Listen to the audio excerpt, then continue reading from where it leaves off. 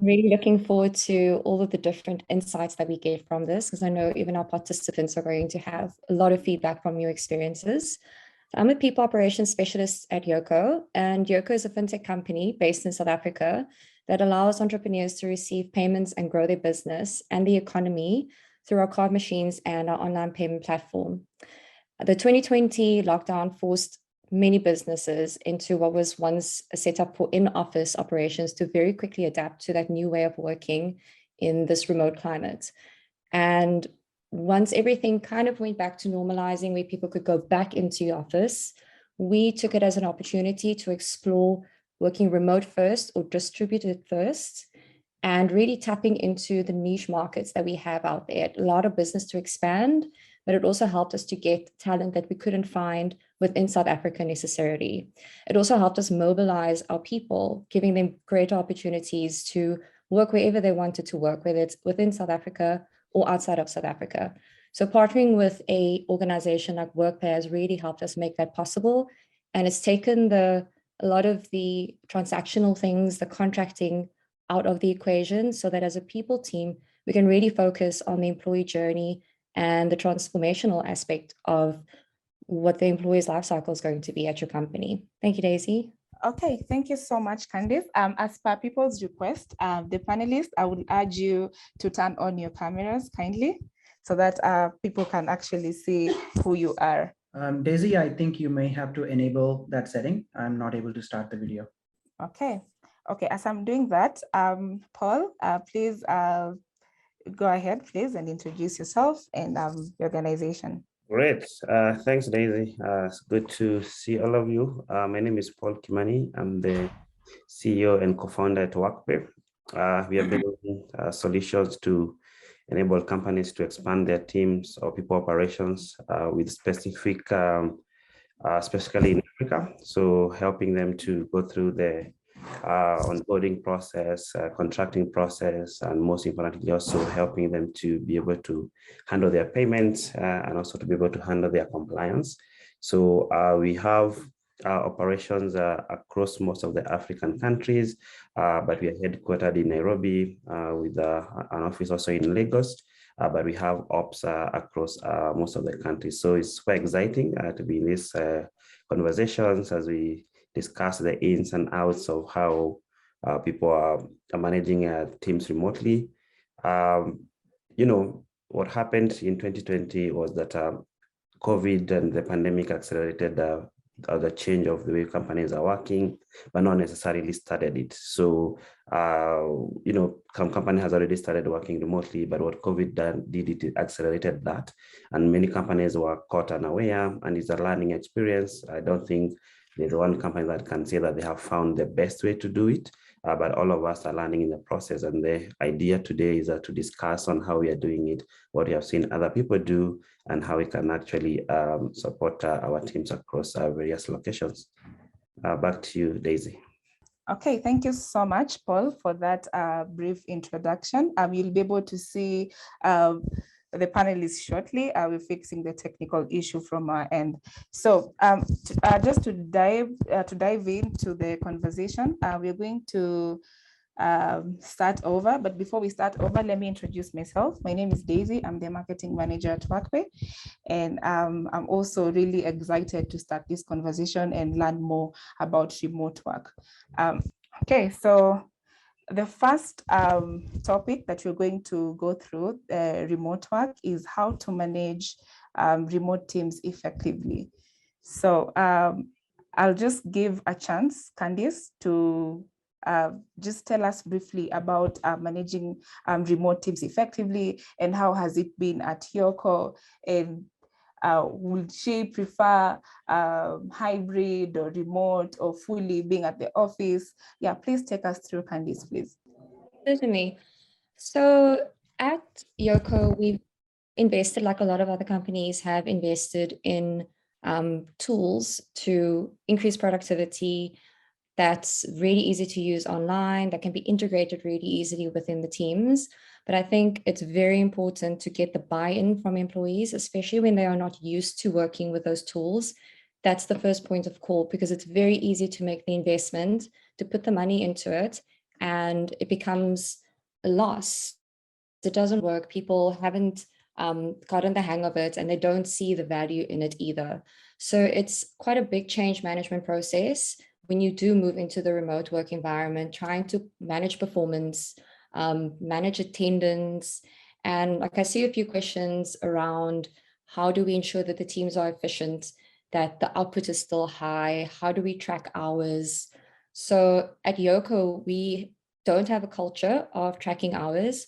A lot of what we do is based on a relationship of trust that we have with our employees, because moving into the remote, sorry, let me turn my video, remote environment, we went into it with people who have been with us for quite a long time. So we've already built that relationship of trust with them. We even go as far as encouraging people to add their personal errands to their calendar so that everyone can see what you're doing in your day to day, because the reality is the lines are blurred, you're working from home, everything is a bit, bundled up. So it's great to provide the visibility to everyone to see where you are within your day and what your availability is like.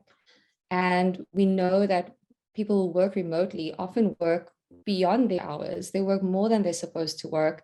The work-life balance can be extremely out of whack if they're not really disciplined about that. So that's another reason why we aren't strict about tracking hours. For us, it's about the output. It's, are you meeting your deliverables? And to get there and to be able to track that, we need to have regular one-on-ones with our people. We need to have regular team check-ins. We need to share what we're working on, share the projects that we're working on. Instead of trying to micromanage our teams remotely, we need to rather create a space of open communication, transparency in what everyone is working on, and also just to see, where can we help? Where are you stuck? Because we're all trying to navigate this thing, and it's new to so many of us, and you're going to stumble along the way. I don't think anyone has it down 100%, not just yet, not unless you've always been working remotely. So I think a lot of it is just exploring the different avenues that you have with working remotely and really looking at the benefits of it as well. And I find that working remotely has in itself become quite a retention tool. So if I had to tell you that, people want to come back to the office, it's like a half and half thing. Some people, especially when they came into the business, into the office, they've built relationships, they miss that human interaction. So you're going to find people who want to be there. They want to have a hub. They want to have a co-working space where they can see their people, they can work with their teams and collaborate in person. But you also need to make that available to people who choose not to go into the office. You don't want to force people to come into the office just so that they can be part of collaborations.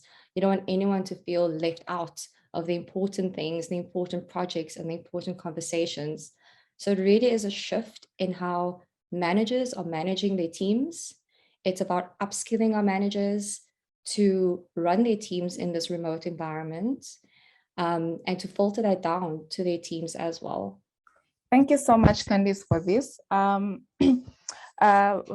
what would you have to say about managing remote teams effectively, considering that you have some of your staff coming to the office while others are working from home?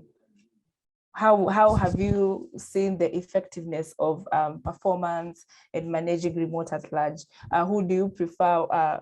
Do you prefer working with the ones in the office? Are you having a lot of more productive work going on with the people in the office or with the people working remotely? Yeah, thanks, Daisy. I think it's a mix of the two. And at the end of the day, what you want to do is that you want to get work done. It's not necessarily where the work is being done. You just need to have the work done. And as Candice is saying, is that what has happened over the last couple of months is that actually being able to be either fully remote or being at least remote first, that has allowed companies to retain most of the employees who would probably want to work away from home. I remember when we started working remotely ourselves. Of course, we were forced by COVID. A few months down the line, when we were reaching out to some employees and we wanted to just have some physical meetings for some reason. And one of the employees actually told us he has already relocated to working from his countryside. And we were actually working with him for about 6 months. We had never felt that his performance had dipped. He was always on meetings. He was always on delivering what he was expected of him. And the same thing as our others were actually coming to the office, and the same was also happening, that they were also delivering. So I think the most important thing, and the way I see it, is that the question to the businesses is that what is the best way that you can empower your employees to be able to deliver, for them to be able to be their very best. So as much as we'd want to, probably some of them would prefer working from home, there's still another group of people who working from home is not possible because of the infrastructure that they have from where they're working from. Let's say, for example, I live in a place where internet connectivity is not as good, or I live in a place where power is an issue, is actually a reality, especially in Africa, where most of our employees are distributed across. These people, as much as they would love and they would appreciate the benefits of working from home, they may not be able to do so. So as a business, what we have done is that then we have availed infrastructure, in this case, an office, where for those who are not able to work from home can actually come and work from the office. So we haven't actually seen a big of a change from a performance perspective.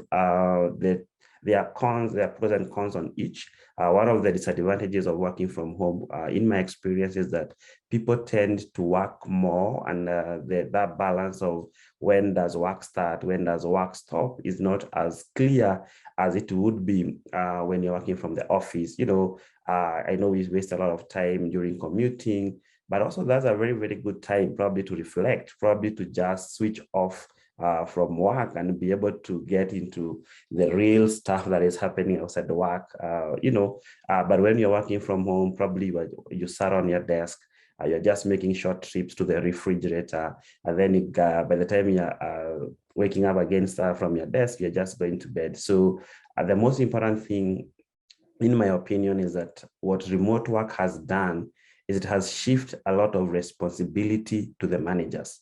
So the managers have to be very, very clear in the way they communicate the deliverables to the employees, such that it is not gray in a sense that the employee will not be knowing when they are delivering or not.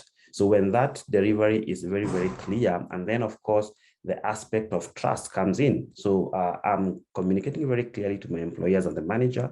And on the flip side, I'm trusting the employees that they're actually going to do what is expected of them. I was actually seeing another report about why countries like Finland have been very, very successful with remote work. Of course, one of the reasons is that they had started way before COVID, like it was sort of not a new thing for them. But the most important thing the report was saying is that trust is engraved in the culture of the people. So they are actually, they don't have an issue. So when I'm having an employee, whatever I'm expecting them to do, I trust that they're actually going to do so. And I think that's a very, very important thing, even as companies are figuring out how to have their teams distributed, they need also to have probably trust as one of the things that's engraved in their culture. So to me, it's a mix, like just the idea, just support whoever is working in the office, whoever is working remote, just communicate clearly and support them. Thank you so much for that, Paul. Clearly, we are really learning from these two panelists. So our final panelist will be Vamsi, whereby he will take us through how Multiplier does it, especially because Multiplier, they work globally. So I'm really eager to hear what you have to say about managing remote teams and how has it been effective to your organization. Right. Yeah, thank you so much, Daisy, and really, really good points from Candice and Paul. I could relate to many of them myself based on my experience working here at Multiplier. Just to give a rough understanding of what we do. So we are roughly around 1.5 years old today, and we have a team of about 130 people spread across in 20 different countries. Right, so it's a massive remote and distributed team for us, right? I am personally based out of Singapore, and half of our team is based out of various countries in Asia, but 25% in EMEA, and about 25% in North America and LATAM, right? So, the fortunate part is that we never had to really switch from a office-based working environment to a remote work environment. We started from day zero. We started from being as a fully remote organization. So that really made our journey easier compared to a lot of our counterparts, where they had to manage a lot of changes. Like Candice was saying, change management is extremely difficult once you have a in-office culture already set up. So having said that, I'm gonna try to see if I can structure this into two broad topics. So from our experience, the biggest challenges in working remotely and managing remote teams tend to be around communication and collaboration, especially when your team is growing and growing very fast across multiple time zones. And the second is more around how do you set the right culture to be able to have your DNA ingrained in every single team member who is working with you, right? So I think largely these two challenges that remote working has today, there are quite a lot of advantages to remote working. And if companies manage to solve these two problems, I feel like, remote work will be here to stay, right? So firstly, communication and collaboration, very important. First, businesses have to move extremely fast. Firstly, working remotely is actually in itself is a great start. I personally believe that if managed well, remote teams move much faster compared to office-based setup. And a few things to take note of in the communication and collaboration space is that firstly, everybody needs to over communicate, even if it's not needed. So everybody needs to be repeating and reiterating your culture values, where you're headed, what you're trying to do. Even at an initiative level, when you're trying to do something, the managers or the team leaders need to keep talking about what is it that they're trying to achieve in every single call, in every single channel, so that, because you're not meeting each other regularly, sometimes it becomes difficult for you to quickly get answers to some questions. Whereas if you were sitting right next to each other, you could just quickly talk and resolve some things, right? So over communicating really helps set the right context, so people move much faster when they have all the information that they need, right? And over communicating, and especially more importantly, writing everything down, right? Everything is written down. Like, for example, we use Notion for our company wiki. Our Notion is already overflowing. It's already massive. It's become slow because we are adding so much more content on a daily basis, ongoing projects, our company team structures, who is doing what are our priorities for this year, what are we trying to achieve, what are some of the ongoing projects behind, who is working on them. All of this is written down, and it's everybody's part of their job description, that whatever they are doing, they're writing it down, so that when new members get added to the team, when the project is passed on to the another team, the learning curve is as minimal as possible, right? So over communication, writing everything down, and lastly, being async first is one of the best things that you can do for your team. If you reduce the number of hours people have to get into meetings, you make them extremely productive. I'm sure that every one of you in here would agree with that statement. Personally, I'm struggling with my calendar overflowing with too many meetings, and I'm not able to get any deep work done these days. So I'm trying to fix that for myself, right? So one way we can fix this is to be async first, right? If there is a question that can be answered through a quick text, or maybe you can video, talk about it for a couple of minutes and share it across to the entire team, do that, and remove the meeting that you have set with the file that you have added to, right? So when you start writing everything down, and when you over communicate, figure out, do we really need a meeting for this, or can I write something up, send a note, send a memo, or send a loom, and solve that, right? So I would say these three are important pillars in the collaboration space when it comes to remote teams. Pause for any questions. Thank you so much, Vamsi. Feel free to ask any questions on the chat.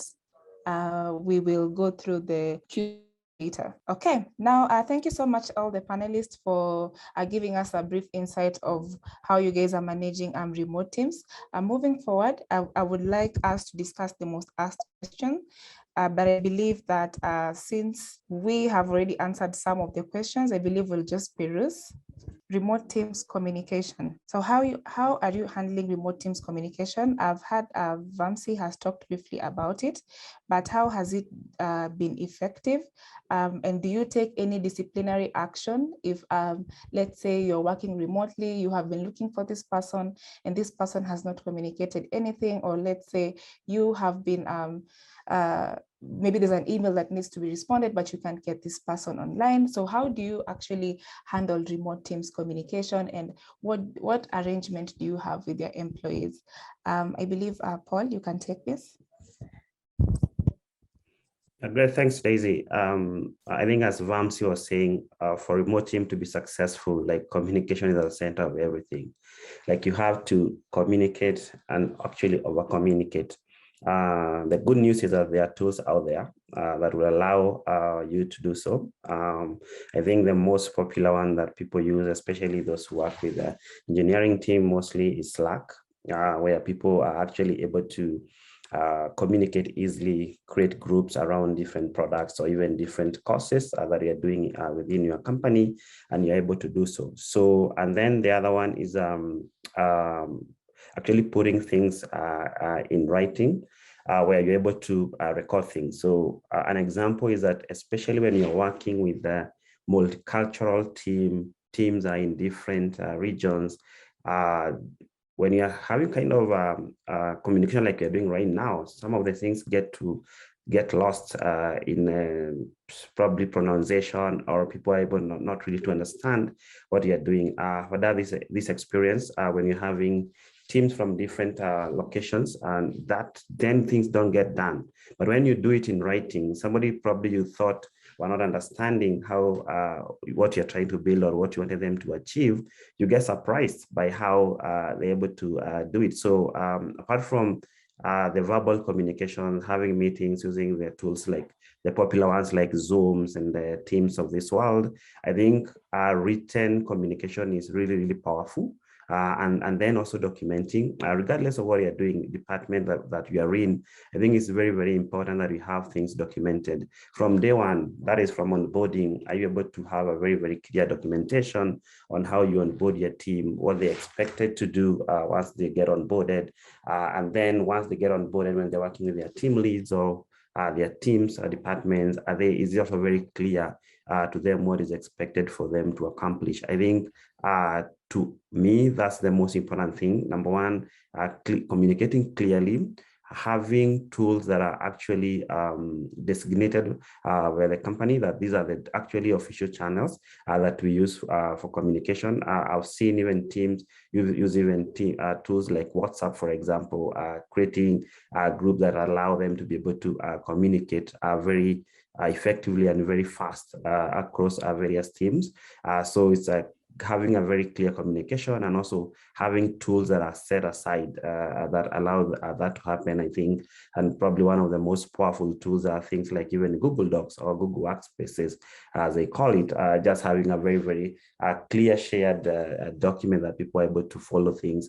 And then, of course, the other one is just the verbal communication, probably setting up meetings and the like. Yeah. Okay, thank you so much, Paul. I think you have answered most of the question, which was the next slide about practical application of synchronous versus asynchronous communication. Candice, would you love to top it up? Yes, actually, to Vamsi's point when he spoke earlier about just the calendar being chock and block time, something that we've implemented at YOCO is we used to have a no meeting Wednesday. And even something like that, you put it in the calendar, it's communicated, but there's still the opportunity for people to not respect that because everything is urgent. Everything is like, we must have this meeting. When else are we going to? Or every other day is overrun with meetings because you can't schedule something on a Wednesday. And because of working remotely and having people in locations who are normally off on a Friday, or they're off on a Sunday, we've shifted that no meeting day to a Friday and to a Sunday, so that we're also giving people that time to ease into the weekend. And we've seen that it's actually been a lot more successful than a midweek no meeting break. We've also taken the stance of having no meeting weeks as much as possible, especially when it gets to month end and you have to work on your OKRs, you want to wrap up the projects and do planning. So we've taken that approach as well.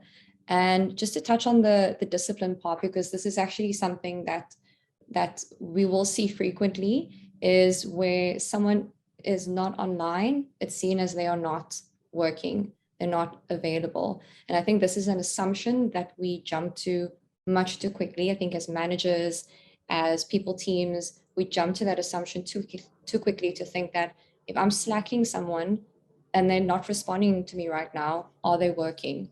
I think this kind of assumption to make, it can be very dangerous. It can break the trust relationship.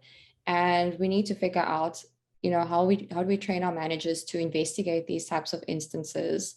Give people the norm of a communication deadline is like respond to an email within 24 hours, 48 hours, things like that.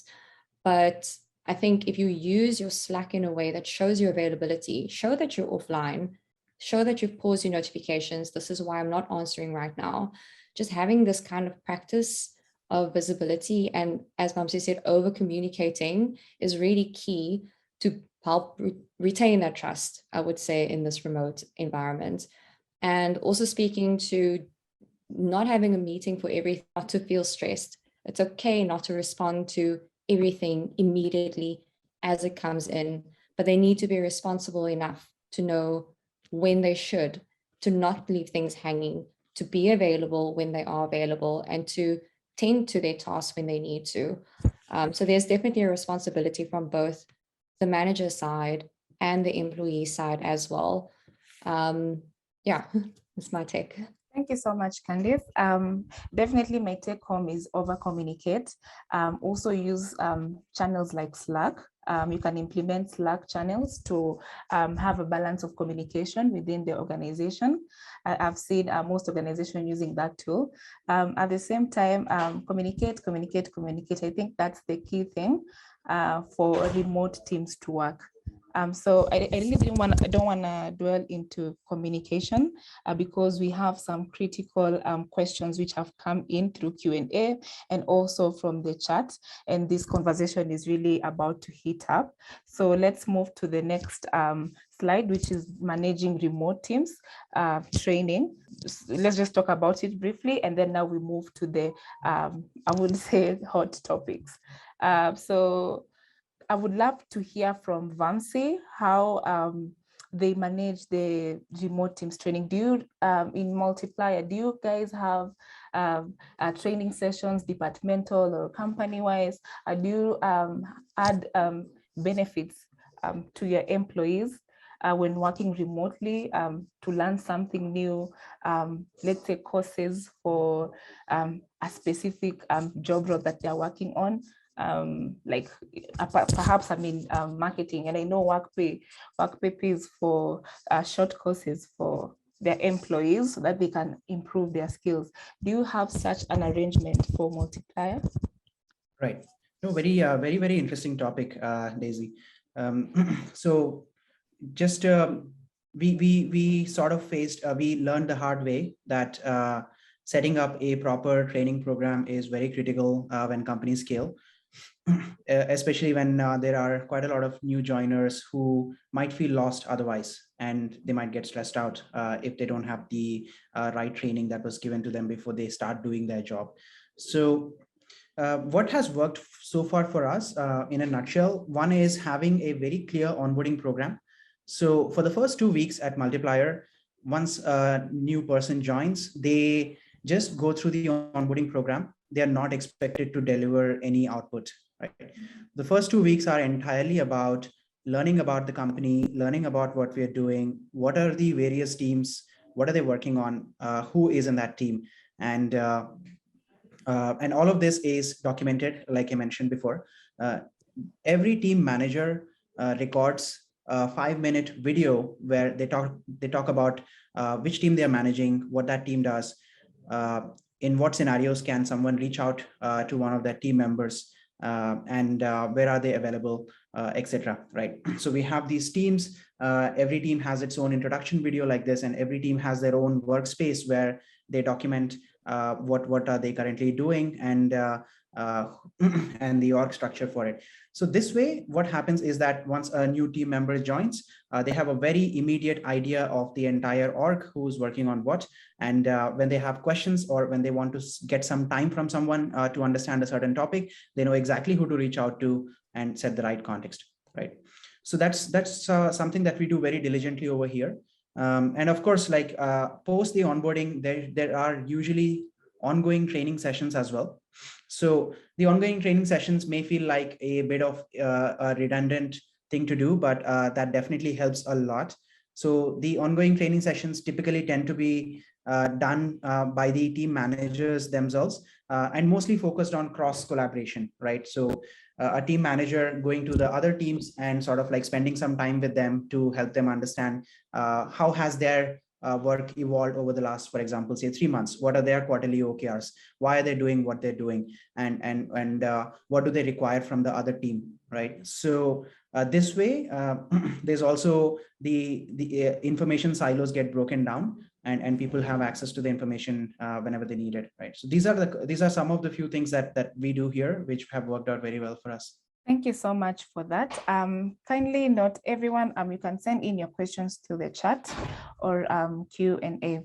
So moving forward, so that we can be able to have time for Q&A, and at the same time, I will give some of the attendees a chance to actually talk to us. Okay, so how to celebrate wins for remote teams? I believe most organizations have this. I believe others, let's say if you're a crypto company, you get awarded with crypto, with Bitcoins, I believe, and others you get cash incentive. So how do you celebrate wins for remote team, or which is the most preferred method to celebrate wins for remote teams? Please put in your answers, or if you believe that we've left something out, just drop it on the chat or Q&A box, and I will be able to discuss it further. But for now, I'd love to allocate this question to Candice, because she's part of the people's operation. So how do you celebrate wins for remote teams in YOCO to your employees? So we celebrate it very publicly. This is one of the things that we over communicate. We're really big on sharing gratitude in the company. We have a gratitude Slack channel where anyone can come on and just share what the experience has been like. So that is something that is shared almost daily, is gratitude being sent out. And we also have our weekly all hands where we share gratitude and the successes and the wins of individuals and the teams. In terms of monetary, because you mentioned the monetary side of things, these things are already managed within the teams. It depends on how the teams want to celebrate those things. We do make it available. There's budgets available for these things, but it's about getting people things that make them excited. It's about giving them awards that inspire, that motivates them. It's things that they want. So it's really more of like personal, based on the personal preferences of people and how they want to be rewarded for their wins.